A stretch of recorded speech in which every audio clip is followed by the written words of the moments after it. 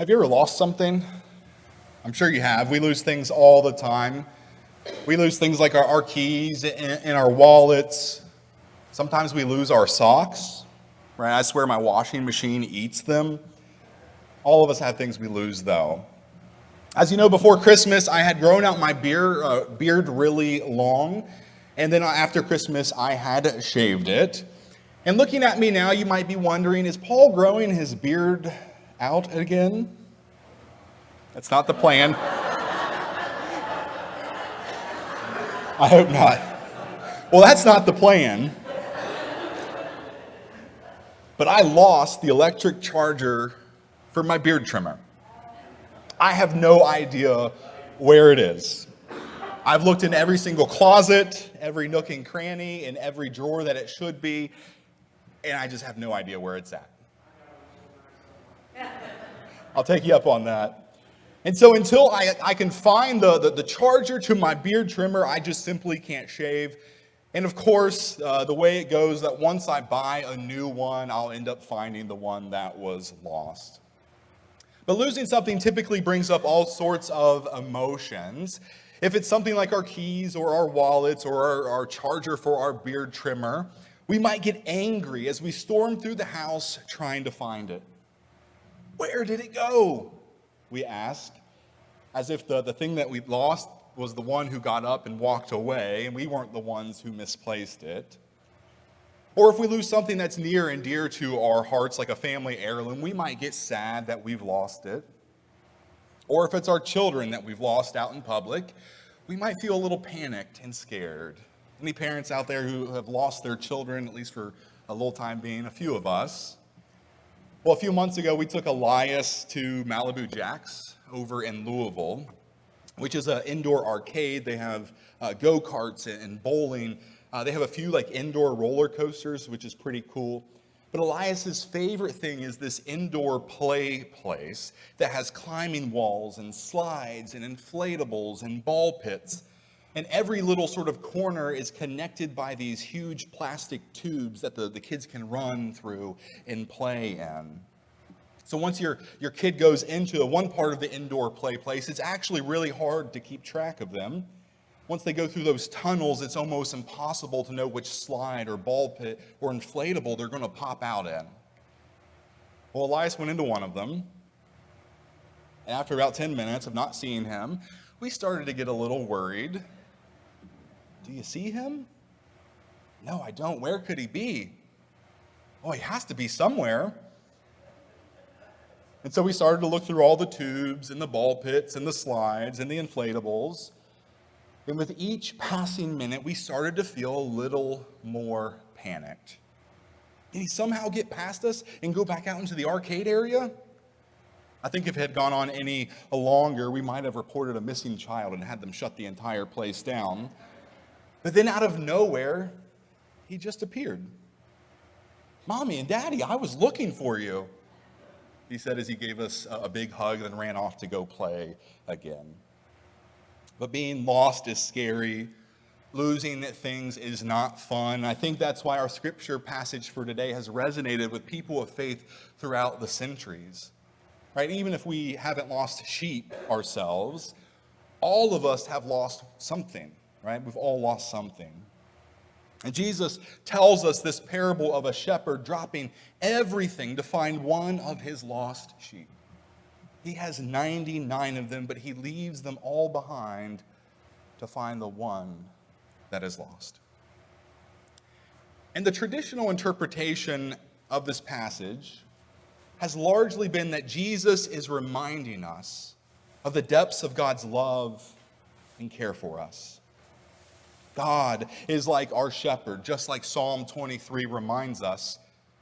And when we are lost and wayward, when we make bad decisions in life, when we wander from the faith or from the church and enter into a wilderness period, Jesus will drop everything to come find us, just like that shepherd does for the lost sheep. And yet,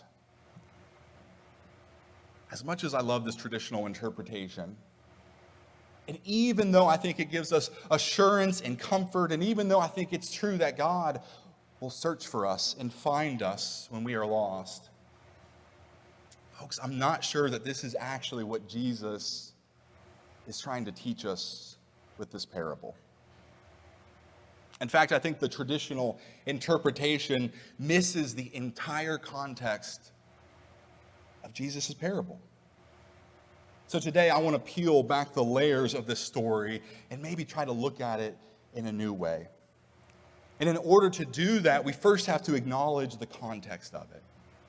So what is the context? Well, Jesus was hanging out with the tax collectors and sinners. And the religious church-going folk of his day were getting a little mad. They say, "What kind of rabbi is this? Don't you know that he's friends with sinners?" "Yeah, and he eats with them too," they say. Now, Jesus knows what they're saying about him. He can hear the whispers. He senses the judging eyes. And so because of this, because of their disgust with who Jesus is choosing to love, he then tells them this parable of the sheep and the shepherd. So let's pause here. Jesus' parable is in direct response to the Pharisees being upset with him for making friends with, hanging out with, eating with tax collectors and sinners. The context matters, right? The people matter. Jesus is not just making a blanket statement about God's love. The lesson he is teaching us is specifically about the people in his society who are pushed to the margins and excluded. Now, I said we're going to peel back layers to this story, so let's keep on peeling. If we truly want to understand what Jesus is trying to teach us through this parable, then we have to understand a little bit more about who the tax collectors and who the sinners were. So who are they? Let's start with the tax collectors. In Jesus' time, tax collectors were hated. First of all, no one likes paying taxes, am I right? Right?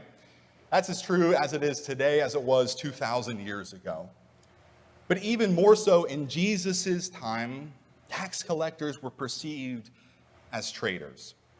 Basically, the Roman government would hire tax collectors from within a community to take money from the people in the community who are there. And so whoever was a tax collector was someone who was taking money and resources from their own community, from their neighbors, and from their own people. Right? And they were taking that money and giving it to the Roman government, which was hated. And so for the Jewish community, this meant that tax collectors were helping enrich the very government that was occupying and oppressing them. It's not good, right? Well, to make matters worse, some of the tax collectors were not honest people, and this was widely known.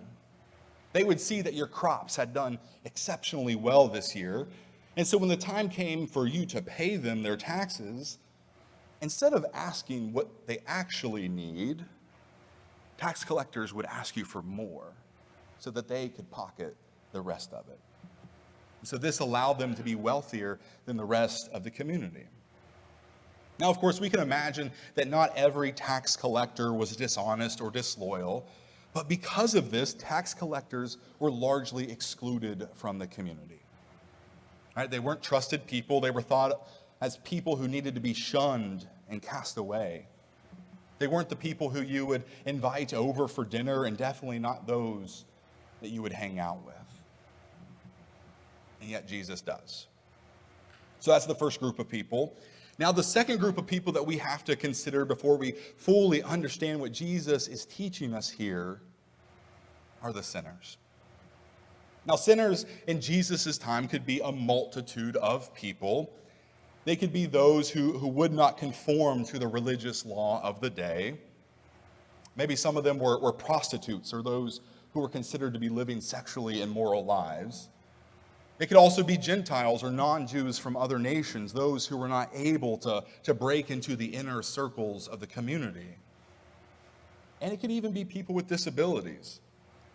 You might remember the story of the man born blind. Jesus and his disciples come upon this man who's been born blind since birth. And the disciples ask the question. They say, Jesus, who sinned, this man or his parents, that he was born blind? Now, of course, Jesus tells us that neither of them sinned, that sin is a cause of his blindness, but there was still the perception, right? That person's disabilities, that their condition that they were currently experiencing was a result of sin. Right? So people with disabilities could be deemed sinners. Now, I think it should be stated that our concept of sin today is in many ways different from the concept of sin in Jesus' time. Right? When you hear about sinners in the gospel, it's not used in the universal sinner, right? That we sort of say everyone is a sinner, but that's not how it was used. Sin often had to do with ritual purity in this community, which is simply not how we view it. And so, like the case with the man born blind, people who were deemed sinners oftentimes couldn't do anything about it. The culture determined what was acceptable and what was not, and whoever was not able to conform to these narrow standards were deemed to be sinners. And because of that, they were pushed to the margins of society. They were outcast, the lame, the poor, the afflicted. They were the ones who were perceived as less than and not good enough by the religious elite. They were the ones that you would make sure that you stayed away from, because if you were caught associating with them, what would others say about you? And that's where Jesus finds himself today, surrounded by these social outcasts and misfits, anyone and everyone that society says he shouldn't be with. And because of that, Jesus is confronted by the religious elite. So when Jesus tells us this parable to the group of religious people questioning why Jesus would eat with tax collectors and sinners, I have to wonder whether or not Jesus' response is actually about the one sheep, or is it about the 99? And in fact, it makes me wonder, did the one sheep who got away, did they actually get away? Or did the other sheep push them away? Did the sheep leave on its own accord, or was it excluded and told by the other 99 that they don't belong? Did they really want to leave the flock, or were they forced to wander alone on the margins of society? Were they made to feel less than, made to feel like they were without a shepherd because they could not or would not conform to the unfair standards that others had set for them? Makes me wonder, y'all. Because we know for these excluded people, Jesus says, I am here for you. I will put you on my shoulders and I will carry you home when no one else will. Folks, when we read this parable in the full context of how Jesus told it, I think we actually see that Jesus is telling us this story as an indictment on the exclusive religious practices of the religious community. Right? Jesus is using it to push back on the religious church-going folk who think that they are better than everyone else, that they are holier than thou. The folks who act like they too are not deeply flawed and in need of God's saving grace. And here's the thing, folks. This parable is needed just as much today as it was in Jesus' time. Am I right? Right? We may not have tax collectors in the group of sinners that Jesus had, but we do have groups of people who are made to feel like outsiders. We have all sorts of people who are pushed away and made to feel less than. Whether it's the unwed mother who desperately needs a community of support, but because she has gone against the traditional relationship standards, her should-be community turns her away. Or maybe it's the gay or trans kid who are picked on at school and who are constantly attacked by Christian legislators.